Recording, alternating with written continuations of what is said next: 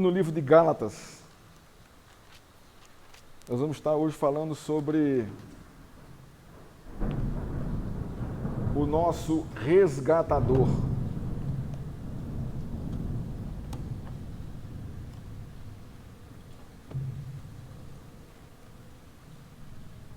Paulo, ao escrever essa carta a essas igrejas que se situavam na região da Galácia, os Gálatas, ele tinha por intenção combater as falsas heresias que haviam adentrado no meio da igreja.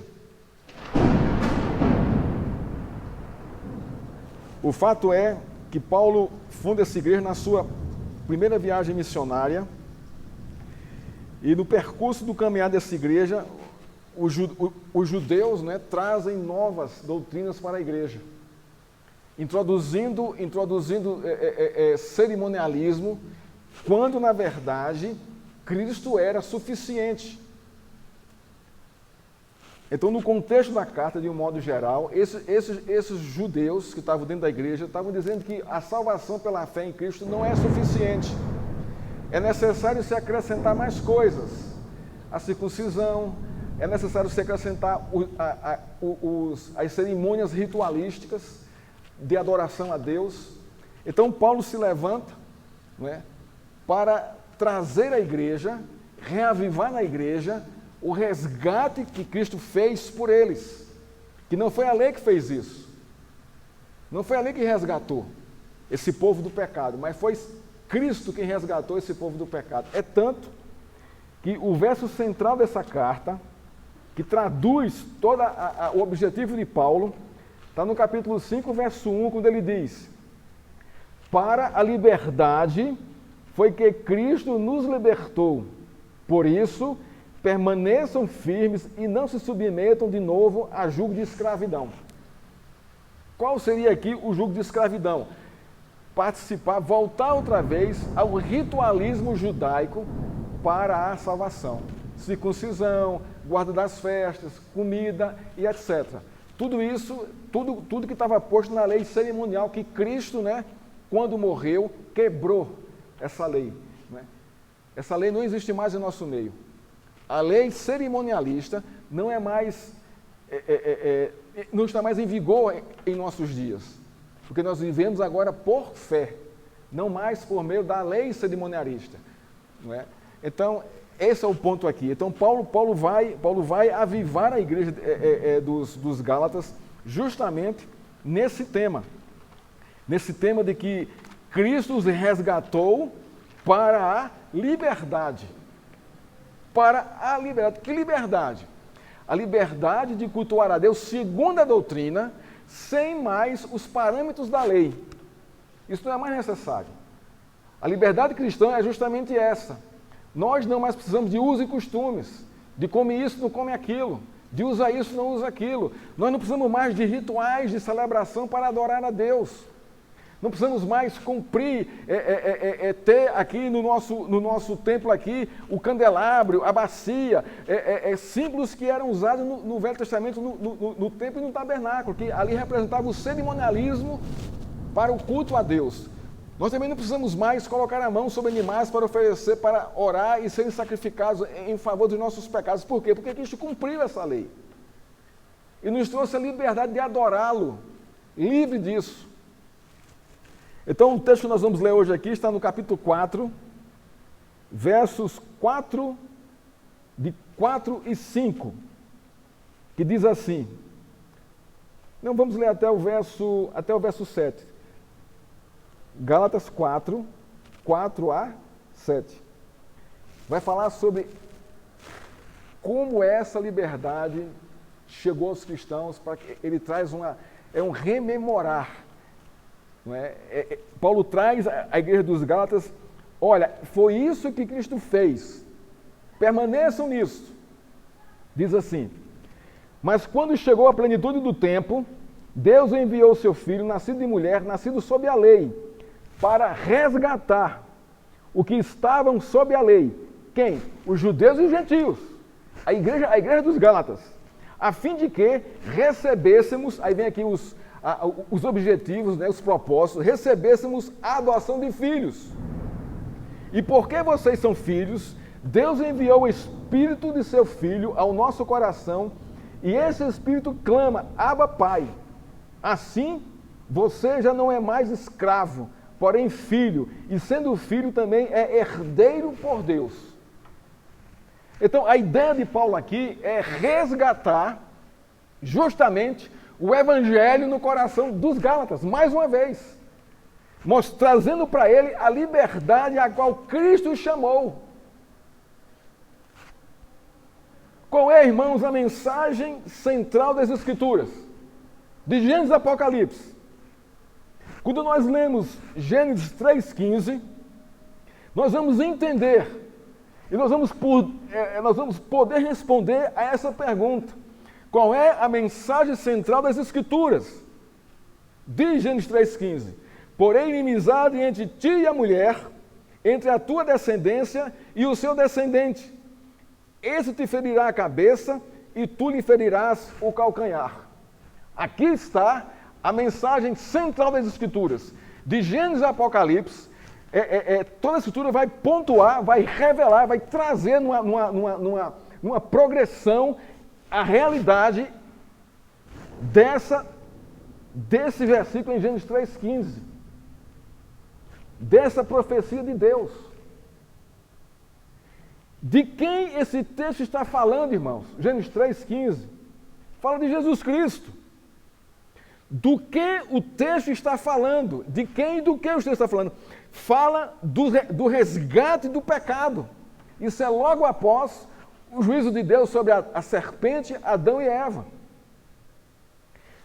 Para o que o texto está apontando? Para a redenção de Deus da natureza caída dos homens. Qual o propósito de Deus em revelar esta verdade, né, para o seu povo? O propósito é a libertação do seu povo do pecado. Tudo em Gênesis 3,15. A mensagem de Gênesis a Apocalipse é a redenção de Deus para a sua criação em seu Filho Jesus Cristo. É isso que Paulo está trazendo aqui à mente dos Gálatas, para que eles não se enveredem por falsas doutrinas, por mais bonitas que pareçam, por mais atraentes que sejam e por mais similaridade que tenham com o Evangelho. Porque foi fruto lá do Velho Testamento que os judeus trouxeram essa prática para aplicar o Novo Testamento, mas ela não funciona, ela é herética. Por quê? Porque Cristo cumpriu a lei cerimonial, não há mais necessidade disso. Isaías 65, 17 a 25. Vejamos o que o texto diz aqui.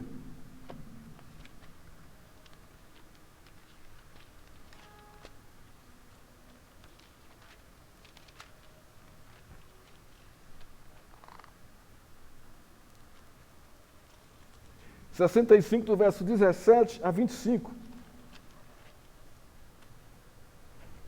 Pois eis que eu crio novos céus e nova terra, e não haverá lembrança das coisas passadas, jamais haverá memória delas. Exultem e alegrem-se para sempre no que eu crio, pois eis que crio para Jerusalém alegria, e para o seu povo exultação. Eu me alegrarei por causa de Jerusalém e exultarei no meu povo, e nunca mais se ouvirá nela nem voz de choro, nem de clamor. Não haverá mais nela criança que viva somente alguns dias, nem velho que não complete os seus dias, porque morrer com 100 anos será morrer ainda jovem, e quem pecar só aos 100 anos será amaldiçoado. Deus está falando de quê aqui? Da redenção do seu povo. Do resgate feito por Cristo para que o seu povo seja redimido. Apocalipse 21, de 1 a 7.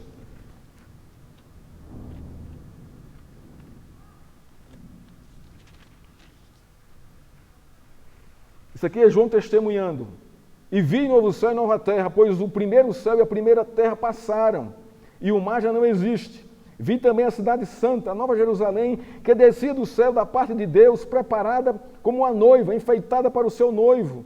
Então ouvi uma voz forte que vinha do trono e dizia: eis o tabernáculo de Deus com os seres humanos. Deus habitará com eles e eles serão povo de Deus, e Deus mesmo estará com eles e será o Deus dele. E lhes enxugará dos olhos toda lágrima, e já não existirá mais morte, e já não haverá luto, nem pranto, nem dor, porque as primeiras coisas passaram. E aquele que estava sentado no trono disse: eis que faço nova todas as coisas. E acrescentou: escreva, porque essas palavras são fiéis e verdadeiras. Redenção, irmãos. Redenção a partir do resgate de Jesus Cristo. Como Paulo fala aqui em Gálatas, trazendo a igreja ao prumo correto da vida espiritual, da vida de comunhão com Deus. Como Deus faz a sua redenção, irmãos? Como é que Ele promove isso? Como é que Ele está fazendo isso hoje, em nossos dias? Por meio de um resgate, ou por meio do seu próprio resgate. Ou melhor, por meio de um resgatador puro, perfeito, sem pecado, obediente, cheio de graça e verdade, que não se deixa vencer pela tentação, que agrada a Deus obedecendo a sua lei. Como está aqui, Deus enviou o seu Filho, nascido de mulher, nascido sob a lei, para resgatar os que estavam sob a lei, que estavam sob a condenação da lei. Então, a redenção de Deus vem por meio do resgate em Jesus Cristo. Então, sem o resgate de Deus em Cristo, não há redenção. Não existe redenção. Não existe. Não há redenção. Mas graças a Deus que Deus trouxe para o seu povo a redenção perfeita em seu Filho Jesus Cristo. Sem Cristo, irmãos, não há resgate de ninguém, não há redenção de ninguém. A expressão resgate aponta para uma realidade de desespero, de desesperança, para uma realidade de morte, Romanos 3, de 9 a 18, diz o seguinte: não há um justo, não há quem entenda Deus, os seus princípios, a sua doutrina, não há quem busque a Deus. Todos se extraviaram, todos se perderam do prumo, foram expulsos, estão perdidos, sem pastor nesse mundo. Não há quem faça o bem, não há um justo sequer na face da terra. Se não há justo, logicamente não há quem faça o bem.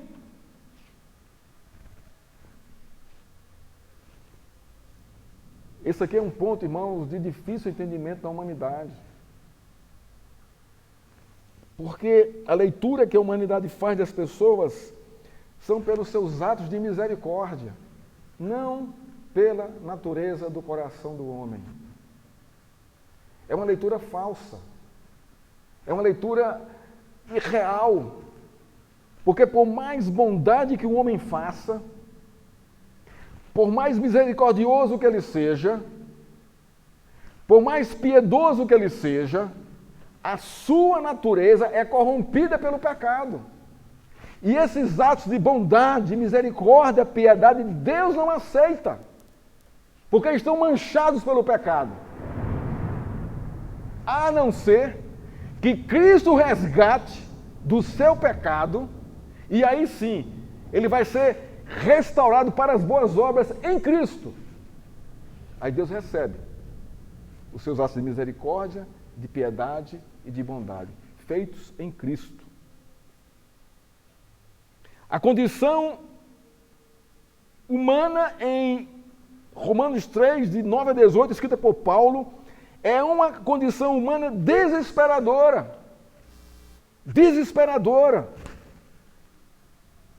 Irmãos, olhe para o nosso contexto hoje, o desespero da humanidade hoje, por uma pandemia, por um vírus. Se perdeu o prumo do bom senso, se perdeu o prumo do conteúdo da medicina, se perdeu o senso da moralidade, da humanidade, se perdeu o senso do compartilhar, do ajudar uns aos outros. É um caos que nós estamos vivendo. É uma realidade que não tem qualquer segurança ou estabilidade. Nós estamos, irmãos, entregue a uma realidade de que ninguém sabe o que vai acontecer. A esperança da humanidade, de muitos, inclusive de muitos cristãos, estão nessa vacina, quando na verdade não deveria estar nela. Deveria estar em Cristo, nas suas promessas. Não quero aqui, irmão, descartar, não é, a necessidade da vacinação, não é isso que eu estou aqui falando. Vacine-se. Mas olha, não põe sua esperança aí. Porque não é só o Covid que mata, como parece em nossos dias. Irmãos, a nossa esperança, o nosso conforto, o nosso consolo é Cristo. É o nosso resgatador, que mesmo se morrermos, Ele vai nos ressuscitar. Quer vivamos, quer morramos, somos de Cristo. A Bíblia não fala do tipo de morte que cada um vai ter ou que nós teremos, não fala sobre isso, mas fala da morte. Mas aqueles que estão em Cristo ressuscitarão, irmãos. Esta realidade descrita em Romanos 3, de 9 a 18, é a realidade do efeito do pecado no coração do homem. Revela a natureza humana e a impossibilidade do homem salvar-se a si mesmo. Por isso, Paulo escreve aqui, mas quando chegou a plenitude do tempo, Deus enviou o seu Filho.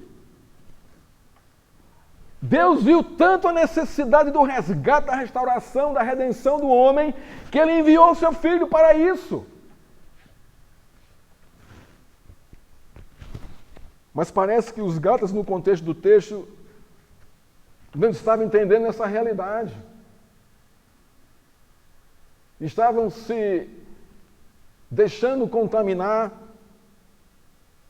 por algumas heresias, querendo voltar à prática dos rituais da lei para acrescentar a fé. Não é isso, irmãos, que a Bíblia nos ensina. Por isso que todo homem, tudo que o homem faça para se justificar diante de Deus é inútil, pois sua natureza está morta pelo pecado. Ele precisa de algo fora de si, fora dele, para ser justificado. É necessário que alguém o resgate, que alguém o justifique e traga para a realidade da vida cristã. Ele precisa de um resgatador. Ele precisa ser resgatado por Deus. Deus enviou o seu Filho para resgatar o que estavam sob a lei. Por isso, Deus enviou Jesus Cristo, o Messias, ungido, para resgatar o seu povo. Irmãos, logicamente que o resgate aqui do contexto aqui da carta aos Gálatas é um resgate contextual daqueles cristãos, daqueles irmãos em Cristo que estavam vivendo, estavam voltando a uma prática contrária às Escrituras. Mas precisavam ser resgatados. E Paulo, preocupado com essa situação, ele pontua esses pontos aqui. Ele diz, como é que vocês podem fazer isso? Como é que vocês podem voltar à velha prática quando vocês já provaram a graça de Cristo Jesus? Como é que vocês voltam às velhas práticas? Como é que vocês voltam à velha vida de irresponsabilidade, de desvaneio, de costumes que a palavra de Deus condena, que a doutrina não aprova, não testifica isso? Irmãos, claro que no contexto aqui da carta era um contexto muito específico, da influência do judaísmo na fé cristã. Mas nós podemos aplicar, irmãos, essa realidade ao nosso contexto. Quando o mundanismo entra em nossa cabeça, quando o mundanismo entra em nosso coração, quando conceitos filosóficos ou ideologias sociais, políticas e econômicas também começam a amaciar o nosso coração, e nós vamos nos quebrantando a essas linhas de pensamento, a essas filosofias, e vamos nos afastando e introduzindo essas filosofias dentro da nossa prática cristã e religiosa. E achando que isso é graça, é bênção de Deus. E não é, irmãos. Não é. Nós devemos ter um senso, um discernimento em linha com a Escritura. A nossa visão de mundo, ela deve estar em linha com a visão de mundo da Escritura. A nossa cosmovisão deve bater com a cosmovisão bíblica. Nós devemos usar os óculos da Escritura para enxergar o que está ao nosso redor e discernir o que é certo e o que é errado, o que é de Deus e o que não é de Deus.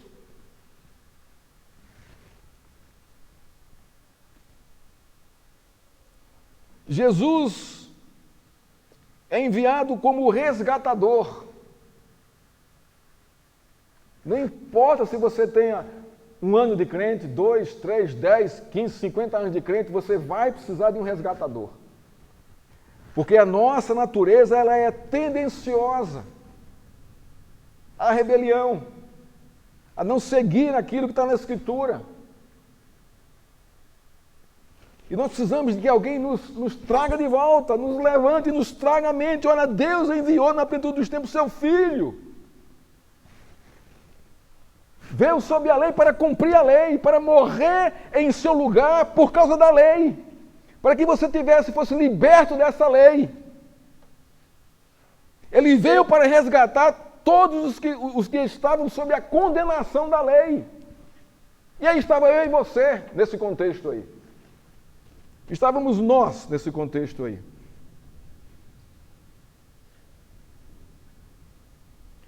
Jesus foi enviado. Isso significa que ele veio aqui com a missão de Deus. Ele foi enviado, olha só. Ele não veio aqui para passear, para fazer turismo na terra, na criação. Não veio para isso não, irmãos. Ele veio aqui como para fazer cumprir a missão do Pai, a missão de Deus. E quando Deus nos resgata desse mundo, desse contexto de pecado, a nossa função é a mesma. Fomos resgatados pelo Senhor para cumprir a missão de Deus em nossa vida, testemunhando o seu evangelho na igreja e lá fora. A missão de Jesus é resolver o estado caótico em que se encontra o mundo, satisfazendo a vontade do Pai.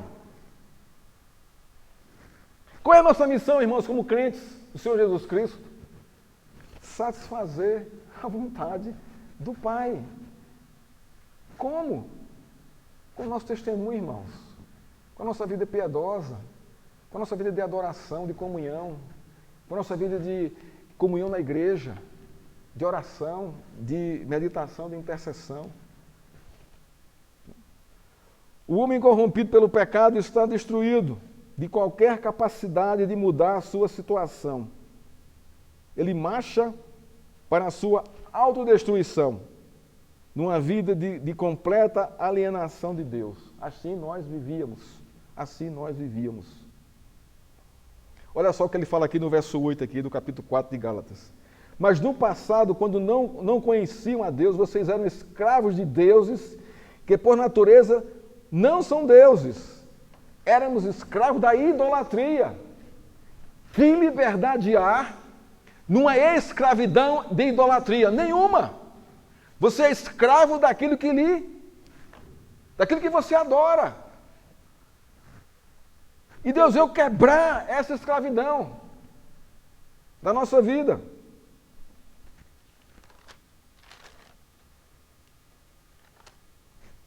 A vida de Jesus é perfeita, graciosa e misericordiosa. É a intervenção de Deus na história da humanidade, para resgatar, para salvar o seu povo, para formar para si um povo santo, bonito, perfeito. O Filho do Homem veio para salvar o que se havia perdido. Mateus 18:11. Para salvar é necessário haver um resgate. Alguém de fora que chega e dá a mão em favor daquele que está morrendo afogado. A vinda de Jesus é a concretização do plano divino estabelecido por Deus lá em Gênesis 3:15. Manifestado em Belém, da Judéia, na plenitude do tempo.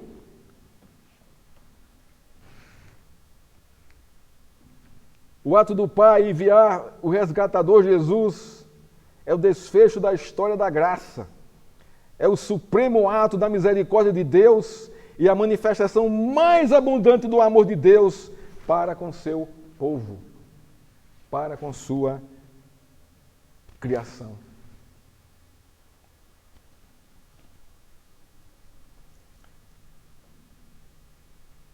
Ele diz assim, o que nele crê, para que todo aquele que nele crê não pereça, mas tenha vida eterna. Está lá em João 3:16, 15:16. Segundo ponto que esse texto aqui nos coloca aqui, Jesus é o único resgatador de Deus. A grande missão do Filho que veio na plenitude dos tempos, que veio nascido de mulher, que veio nascido sob a lei, é resgatar os pecadores da condenação da lei e justificá-los para Deus, devolvendo-os outra vez à lei. Isso aqui que é interessante, né? Não a lei cerimonial, mas a lei moral, né, em nosso coração. Existem 4 propósitos no resgate de Deus, nos versos 4 e 5 do capítulo 4 de Gálatas. O primeiro resgate aqui, o resgate da maldição da lei. Gálatas 3:13. Olha o que diz o texto aqui. Diz assim: Cristo nos resgatou da maldição da lei, fazendo-se Ele próprio maldição em nosso lugar, porque está escrito: maldito todo que for pendurado no madeiro. Então Deus nos salvou, irmão, Deus nos tirou, Deus nos resgatou da maldição da lei. Qual é a maldição da lei? A morte eterna. Nós não tínhamos condições, irmãos, não temos ainda hoje, de cumprir um só mandamento da lei. Nós carecemos da sua graça, do seu resgate, em misericórdia e graça, para que continuemos na sua presença. O primeiro propósito aqui é o resgate da maldição da lei. O segundo, o resgate para a adoção de filhos. Gálatas 3:26. Olha o que o texto diz aqui.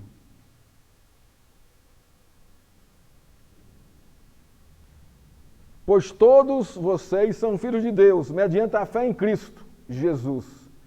Porque vocês todos foram batizados em Cristo, de Cristo se revestiram. Assim sendo, não pode haver judeu, nem grego, nem escravo, nem liberto, nem homem, nem mulher, porque todos vocês são um em Cristo. E se vocês são de Cristo, são também descendentes de Abraão, herdeiros segundo a promessa. Aqui é uma outra consequência do nosso resgate, né? Nós somos o quê? O resgate para a adoção. Olha aqui o que aqui o texto de Gálatas fala aqui, né? Gálatas 4 diz assim: a fim de que recebêssemos a adoção de filhos. Cristo nos resgatou da maldição da lei para sermos filhos de Deus. Deus nos adota em Cristo, irmãos, pelo seu cumprimento, do seu sacrifício na cruz. Ele é o nosso Pai.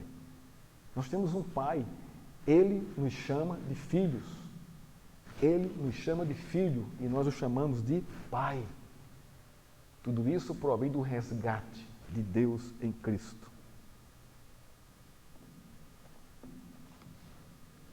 Terceira coisa aqui, terceira consequência do resgate. Deus nos resgatou para recebermos o Espírito Santo, o Espírito de Cristo. Olha aqui. E porque vocês são filhos, Deus enviou o Espírito de seu Filho ao nosso coração. Quem habita em nosso coração é o Espírito de Jesus Cristo, irmãos. Ou o Espírito Santo. Deus nos resgatou para nos encher de Cristo, de nos encher com o seu Espírito. Isso está em Gálatas 4, 6, o que nós acabamos de ler aqui. Uma outra consequência do resgate. Resgatou para a herança de Deus. Vamos lá. Gálatas 3, 29. Esse aqui está bem claro aqui. E se vocês são de Cristo, são também descendentes de Abraão e herdeiros segundo a promessa.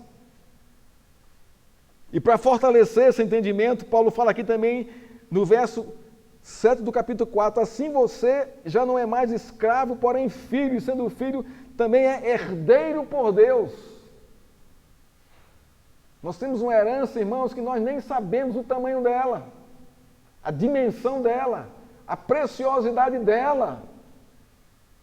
Somos herdeiros de Deus. Você sabe o que é isso? Não, eu não sei o que é isso. Eu não sei o que é isso, a dimensão dessa realidade aqui. Deus nos torna herdeiros dele. Deus nos torna herdeiros dele, irmãos.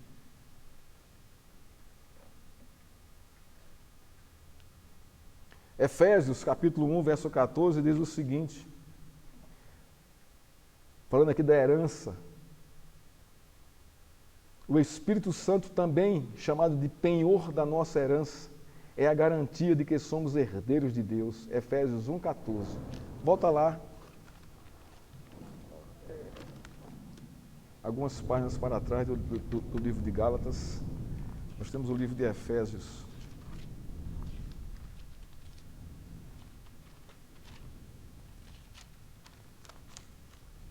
Quer dizer, adiante, desculpe, irmãos.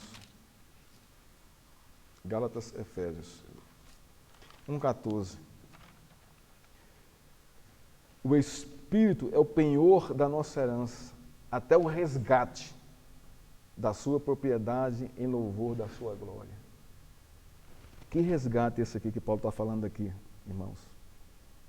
Que resgate esse aqui? Até Deus lhe redimir. Nós vamos receber a nossa herança na redenção final da nossa vida. Portanto, irmãos, Jesus é o Filho de Deus, o resgatador que nasceu da mulher, cumpriu a lei e resgatou o seu povo para Deus.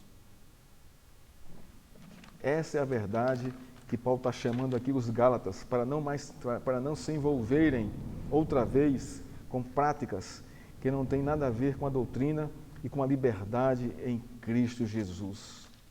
Porque para a liberdade foi que Cristo nos libertou. Por isso, permaneçam firmes e não se submetam a novo jugo de escravidão.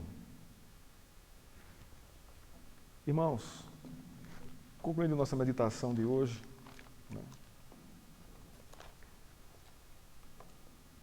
eu queria fazer uma breve reflexão sobre a nossa vida, irmãos. A nossa conduta de vida, o nosso testemunho, diante de uma realidade como essa, diante desse resgate que Deus fez em nós e aonde Ele nos colocou. Como é que nós estamos vivendo diante de Deus? Com a nossa conduta de vida, a nossa prática de vida, a nossa prática religiosa, a nossa prática devocional. Quando eu falo devocional aqui, não é apenas você abrir a Escritura e ler, e meditar e orar. Não. A prática devocional é a prática da nossa vida, do nosso dia a dia, do nosso cotidiano. É todo o tempo, toda hora. A nossa devoção a Deus, ela não se limita a 15 minutos ou a meia hora em seu quarto, lendo a Escritura e orando. Não. Isso é bom, isso é saudável, você deve fazer isso. Mas não se limita a isso. Mas se limita a todo o processo do meu dia. Tudo isso aí, irmãos. Como é que nós temos vivido nessa liberdade a que Cristo nos chamou? Como é que nós estamos administrando essa liberdade?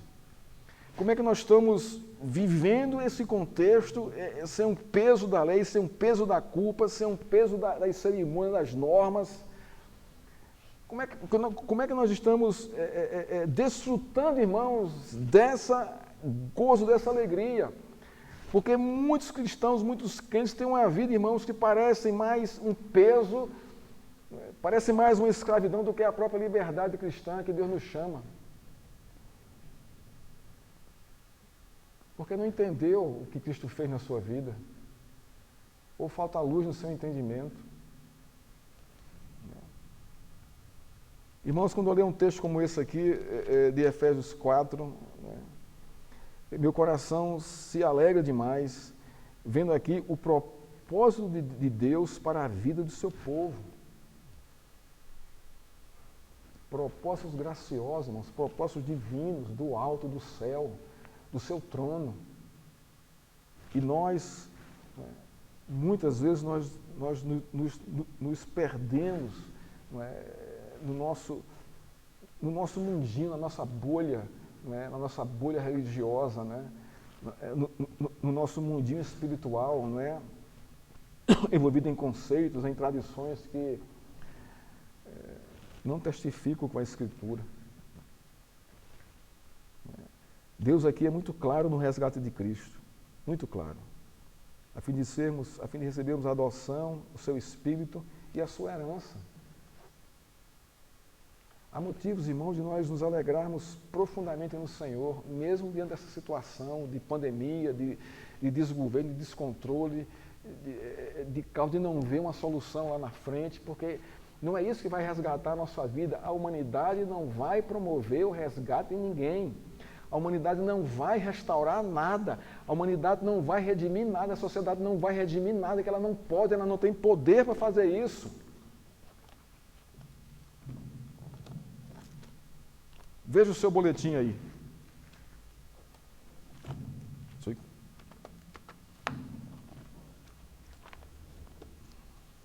Olha o seu boletim no primeiro, segundo, no terceiro parágrafo, o que diz o texto aí. O homem poderá se livrar desta terrível condenação por seus atos de justiça própria e boas ações? A resposta de Deus é não. Deus diz não. Você não vai se justificar, você não vai se autorresgatar da condenação eterna e da morte eterna. Por quê? Porque só aquele que o expulsou da sua presença e o condenou à morte eterna tem o poder de redimir. Só ele, mas ninguém. E isso aconteceu comigo e com você, irmãos. Não porque nós merecíamos ser resgatados, ser redimidos diante de Deus. Mas aprove a Deus, em sua graça e misericórdia, chamar cada um aqui para si, por meio de Cristo, do sacrifício de Cristo, o resgate de Cristo. Isso é um privilégio imenso. É algo que nós não podemos mensurar, ou não temos a capacidade de mensurar ainda nesse contexto. Mas nós devemos crer e confiar nisso. Mas isso traz sobre mim e sobre você, irmãos, uma grande responsabilidade. De vivermos diante de Deus sem nos envolvermos com falsas doutrinas, falsos costumes, falsos ensinos, aderindo mais coisas, mais fatos ao único sacrifício suficiente de Cristo Jesus na cruz, que nos justificou dos nossos pecados. Eu não preciso me envolver com usos e costumes. Isso não existe na Escritura. Com tradições humanas, bobas, sem sentido, que travam a vida, que trazem tristeza mais do que alegria. Cristo nos chama, irmãos, a uma vida de liberdade, na sua própria lei, com gozo e com alegria. Salmo 19, para encerrarmos aqui. Vamos falar aqui da liberdade exposta aqui no Salmo 19, trazida pela lei do Senhor. Diz assim, a partir do verso 7, olha que coisa linda aqui. A lei do Senhor é perfeita e restaura a alma. A minha e a sua alma são restauradas pela lei do Senhor. Isso nos traz alegria, isso nos traz liberdade. O testemunho do Senhor é fiel e dá sabedoria. É essa liberdade que Deus nos chama. A liberdade de uma alma restaurada. A liberdade de termos sabedoria. Olha o verso 8. Os preceitos do Senhor são retos e alegram o coração. A lei do Senhor nos dá alegria ao coração. Veja que liberdade, irmão, de termos o coração alegre diante de Deus por meio da sua lei, da sua palavra, da sua doutrina, do seu Filho Jesus Cristo. Isso é liberdade, irmão. De dizer sim para o que é de Deus e de dizer não para o pecado. Isso é liberdade. Não, o pecado não mais me domina. Eu digo não para ele. Eu sou livre para dizer isso. Para não me envolver nas coisas obscuras, terríveis, iníquas desse mundo. O mandamento do Senhor é puro e ilumina os olhos. Olha a que liberdade Deus nos está chamando, irmão, nos chamou. E nós estamos dentro dela. Mas temos perdido a dimensão disso. Olha o verso 9. O temor do Senhor é límpido e permanece para sempre. Os juízos do Senhor são verdadeiros e todos igualmente justos. Agora, olha aqui o verso 10, como ele encerra esses versos aqui. São mais desejáveis do que o ouro, mais do que muito ouro depurado. São mais doces do que o mel e o destilar dos favos. O que é que Jesus diz? Aonde está o teu coração, aí está o teu tesouro. Não é verdade isso? Olha aqui, irmãos, onde é que está o coração do salmista aqui? A lei do Senhor, os seus preceitos, são mais desejáveis do que o ouro, olha só. É muito mais do que ouro depurado, são mais doces do que o mel e o destilar dos favos. Irmãos, que Deus nos ajude a desfrutar dessa graça bendita que Ele nos trouxe com o resgate de Cristo em nossa vida e na dimensão de vida que Ele nos colocou para que vivamos, mesmo em contextos difíceis, com coração alegre, firmes no Senhor Jesus Cristo. Vamos orar ao Senhor. Pai, obrigado pela Tua palavra, Senhor, por Tua bondade e misericórdia sobre nós. Obrigado, Senhor, porque o Senhor nos trata com alegria e com gozo. O Senhor nos disciplina, o Senhor nos chama para si. Porque o Teu propósito, Senhor, é nos ver alegres, felizes, inteiros em Tua presença, desfrutando da liberdade que Cristo nos trouxe para adorarmos o Teu nome, glorificarmos o Teu nome e testemunharmos o Teu nome.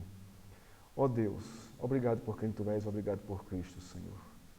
Nos abençoa, Senhor, em Tua graça, em Tua palavra e em Tua promessa. Assim te oramos e te agradecemos por esse tempo em Cristo Jesus. Amém, Senhor.